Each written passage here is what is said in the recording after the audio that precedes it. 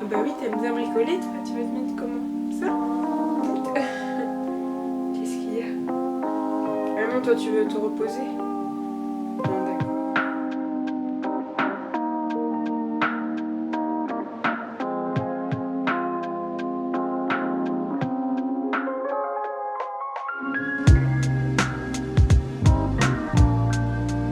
Salut, j'espère que vous allez bien. Aujourd'hui on se retrouve pour une nouvelle vidéo DIY. J'avais trop hâte de vous faire une nouvelle vidéo do it yourself. J'adore vous partager des idées originales et faciles à réaliser pour Noël, car c'est la thématique des DIY du jour. Vous allez trouver dans cette vidéo à la fois des idées de décoration et bien sûr des idées cadeaux à offrir à vos proches. Donc j'espère que ça va vous plaire et sans plus tarder, j'arrête de parler, je vous laisse découvrir ça tout de suite.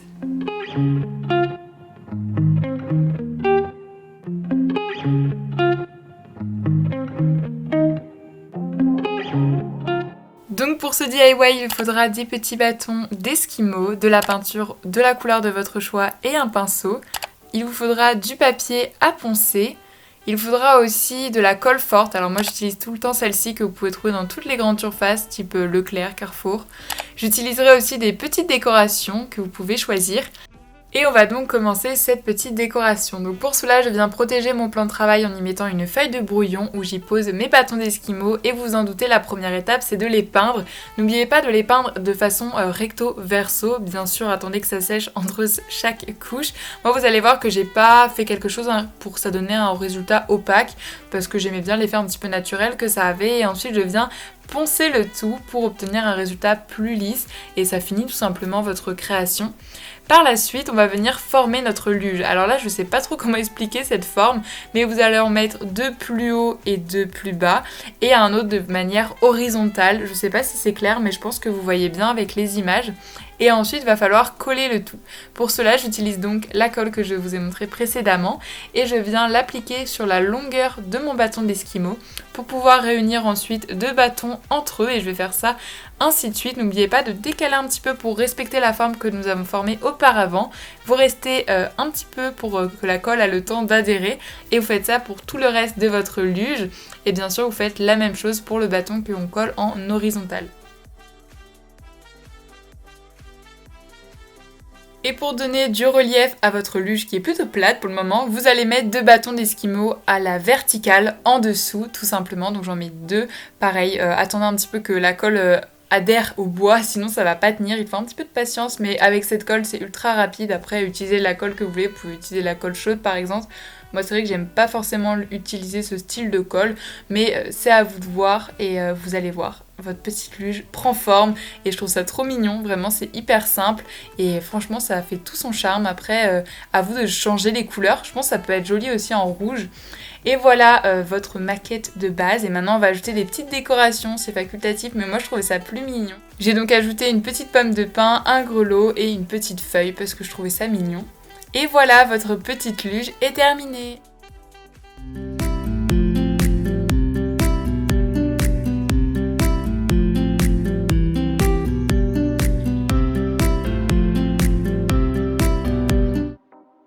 Pour ce DIY, vous aurez besoin d'une pomme de pin, d'une perle en bois, d'un petit morceau de tissu avec le motif et la couleur de votre choix, un morceau aussi de ruban, de la corde, bien évidemment une paire de ciseaux, une petite pince à linge et enfin de la colle forte que j'ai utilisée dans les DIY précédents. Pour commencer, j'applique de la colle sur mon morceau de tissu que j'ai retourné pour que le carré forme plutôt un losange. Et je viens y mettre ma corde. Alors je vous conseille de prendre des ciseaux pour que la colle adhère bien à la corde en fait et pour pas utiliser vos doigts. Sinon après vous allez avoir plein de colle sur les doigts. Et ensuite je viens rouler mon carré de tissu pour former le petit chapeau de notre petit bonhomme. Et je viens tout simplement coller les deux morceaux de tissu entre eux à l'aide de ma colle forte. Et ensuite avec mes doigts je viens appuyer pour que la colle adhère bien entre les deux morceaux de tissu.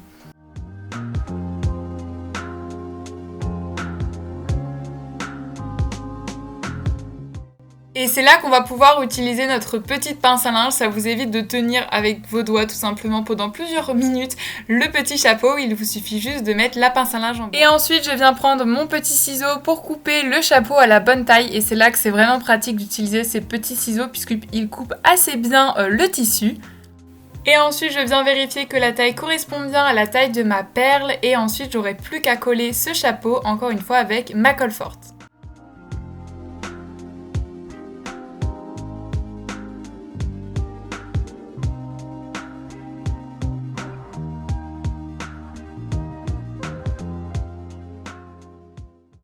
Ensuite, je vais venir dessiner son petit visage à l'aide d'un marqueur noir. Donc, je fais 2 ronds tout simplement en noir. Et pour ajouter un petit peu de détail, je vais utiliser mon Posca blanc et je vais mettre 2 petits points, un en haut à droite et un en bas à gauche. Et voilà, le résultat, je le trouve vraiment trop choupinou ce petit visage, vraiment je l'adore, il est trop mignon. Et ensuite, vous vous en doutez, on va passer à l'avant-dernière étape, c'est de coller la pomme de pin avec notre visage que l'on vient de former. Pour cela, j'utilise encore de la colle forte et ce qui est pratique, c'est que la perle permet de glisser dans le trou tout simplement le bout de la pomme de pin. Et ensuite, on va couper un petit morceau de ruban, lui appliquer de la colle et cela va tout simplement servir à faire une écharpe en fait entre la pomme de pin et sa petite tête. Alors, il faut vraiment attendre que la colle sèche. Là vraiment ma colle n'était pas assez sèche entre la pomme de pin et le visage, donc j'ai vraiment galéré à mettre son écharpe, donc je vous conseille vraiment d'attendre que la colle soit bien sèche.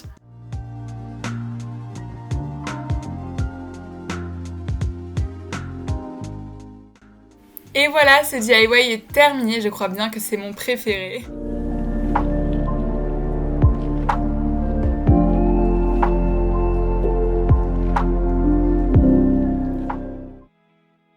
Pour ce DIY, vous aurez besoin d'une feuille où vous allez imprimer des notes de musique, une partition que vous pouvez trouver facilement sur internet, des ciseaux, un rondin de bois, un pic à brochette et bien évidemment pour terminer il vous faudra de la colle forte.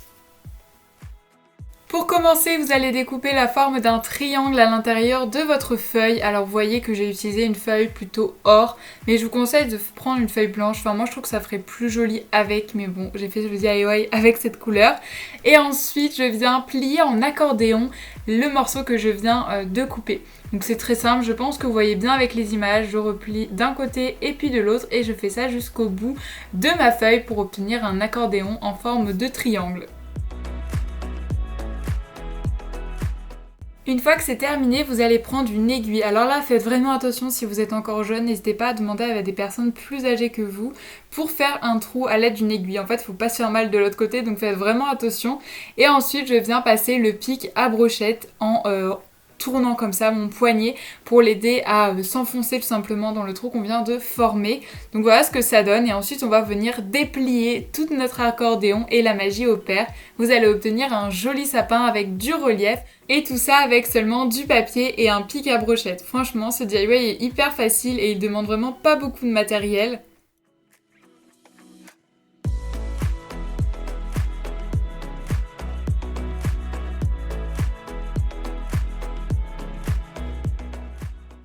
Et ensuite pour qu'il tienne à la verticale, on va créer un petit socle pour le poser. Donc pour cela je prends un rondin de bois et toujours avec mon aiguille je viens creuser un trou. Une fois que le trou est assez gros pour y mettre le pic à brochette, je viens mettre de la colle forte, comme ça on est sûr que ça tienne bien. Et je viens remettre le tout dans le rondin de bois. Et voilà, ce DIY est hyper facile, vous pouvez en faire plusieurs pour en mettre sur votre décoration de table pour les fêtes de fin d'année.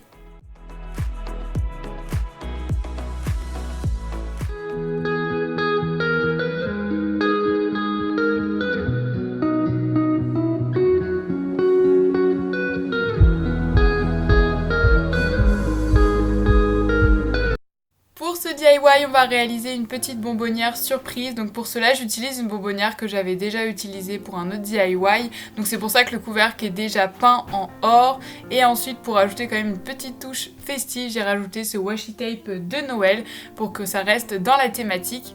Et ensuite, je viens mettre un morceau de tissu au fond de la bonbonnière, ça fait faire partie du cadeau et comme ça crée un fond plutôt sympa. Donc voilà ce que ça donne.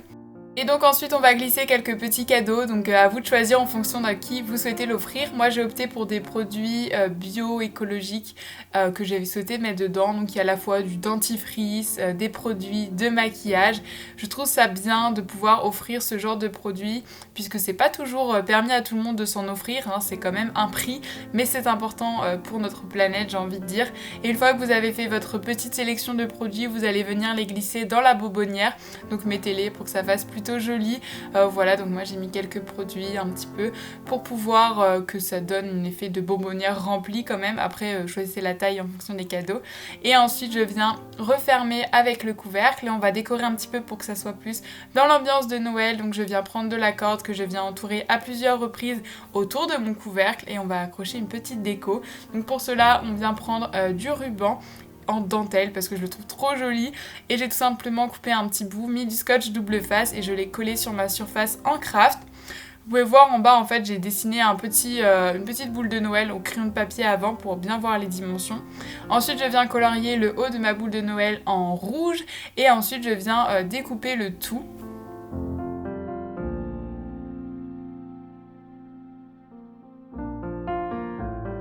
Une fois que c'est découpé, je viens faire un trou. Vous pouvez le faire aussi avec une perforatrice pour pouvoir y glisser votre morceau de corde. Et là, vous vous en doutez, c'est pas forcément facile, ça dépend de la corde que vous utilisez. Mais moi, c'était un petit trou, donc c'était pas évident. Mais j'ai fini par réussir. Et ensuite, je viens faire des nœuds pour tout simplement l'accrocher. Et ensuite, je reviens faire un nœud pour bien accrocher la corde qu'on a fixée sur le haut de la bonbonnière. J'espère que vous comprenez, mais je pense que vous voyez plutôt bien avec les images. Et voilà, cette petite idée cadeau est terminée. Ce qui est bien, c'est que vous pouvez la réadapter selon la personne à qui vous l'offrez, comme je l'ai dit. Et je trouve ça sympa avec cette petite décoration très simple à réaliser pour Noël. Vous pouvez même écrire le nom de la personne au dos de la boule de Noël.